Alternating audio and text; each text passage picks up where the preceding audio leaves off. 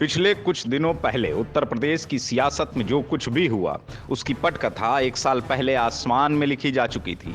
बादलों के बीच यूपी सरकार के एक मंत्री ने लाल टोपी पहने नेताजी को अपना दर्द बताया तो उस वक्त वह नेता सुनता रहा। दर्द सुनाने वाले ने तो खुद को पिछड़ों के बड़े नेता का दूत भी बताया और कहा कि साहब संदेश लेकर आया हूं। कुछ ही देर में आसमान में बयां किया गया दर्द अब जमीन पर आने वाला था। आखिर यूपी सरकार का वह मंत्री कौन था जिसने आज की हो रही सियासत का खाका एक साल पहले ही आसमान में लिख दिया था? कौन था वह मसीहा जो पिछड़ों का बेताज बादशाह था और कौन था वह जो लाल टोपी पहनकर सब सुनता रहा और सोच रहा था कि क्या करूं? नमस्कार, जय हिंद।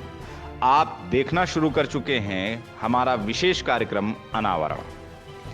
दरअसल विधानसभा चुनाव 2022 का ऐलान होते ही यूपी सरकार के 3 मंत्री समेत 11 ओबीसी नेताओं ने बीजेपी छोड़ दी। 2017 विधानसभा चुनाव में बीजेपी को अपर कास्ट, गैर यादव ओबीसी और गैर जाटव दलितों ने करीब 60% वोट देकर प्रचंड बहुमत के साथ सत्ता दिलाई थी। यूपी की सियासत में ओबीसी वोट बैंक सत्ता की कुंजी है। ऐसे में इन नेताओं का छोड़कर जाना बीजेपी के लिए करारा झटका तो है। आखिर ओबीसी नेताओं की ये बगावत कैसे और कब शुरू हुई?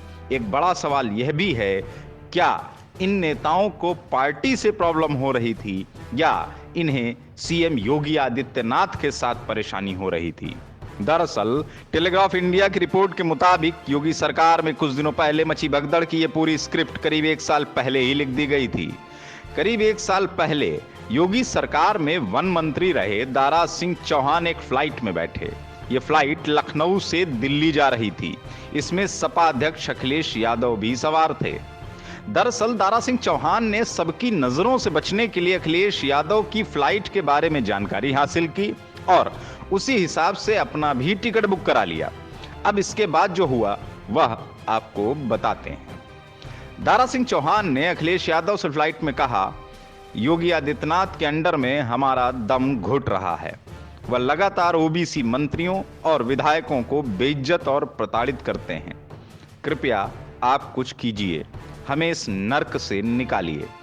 दारा सिंह चौहान ने फ्लाइट में अखिलेश यादव को जब पूरी व्यथा सुनाई तब अखिलेश यादव के साथ उनके 2 और साथी फ्लाइट में मौजूद थे।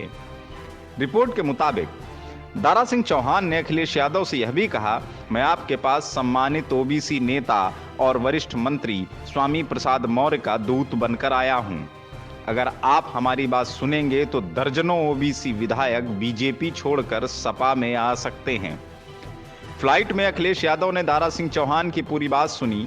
सपा अध्यक्ष ने उस वक्त किसी प्रकार का वादा तो नहीं किया, लेकिन इतना जरूर कहा, आप जाइए और अपने अपने विधानसभा क्षेत्र के लोगों के लिए काम करिए।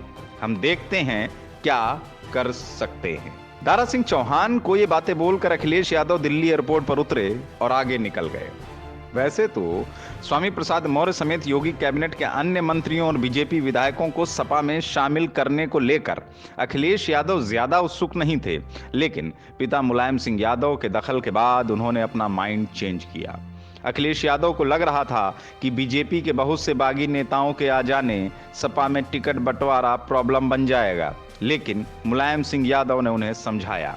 मुलायम ने कहा, तुम्हें सभी ओबीसी और दलित पार्टियों से संपर्क साधना चाहिए, क्योंकि इससे यादव मुस्लिम कॉम्बिनेशन से अलग तुम्हारी पार्टी का बेस बढ़ेगा। तुम्हें अपने चाचा शिवपाल यादव के साथ मतभेदों को भी खत्म करना होगा, जिन्होंने 2017 में वोट कटुआ का काम किया। ये समय राम मनोहर लोहिया और अंबेडकर काशीराम से प्रेरित सभी दलों को साथ लाने का है। इतना ही नहीं, एक और ऐसे नेता था जो योगी से खुन्नस खाए थे। वह थे ओपी राजभर। राजभर ने सार्वजनिक और गुप्त तौर पर कई बैठकें बीजेपी के ओबीसी नेताओं के साथ की। इन बैठकों में स्वामी प्रसाद मौर्य भी शामिल रहे।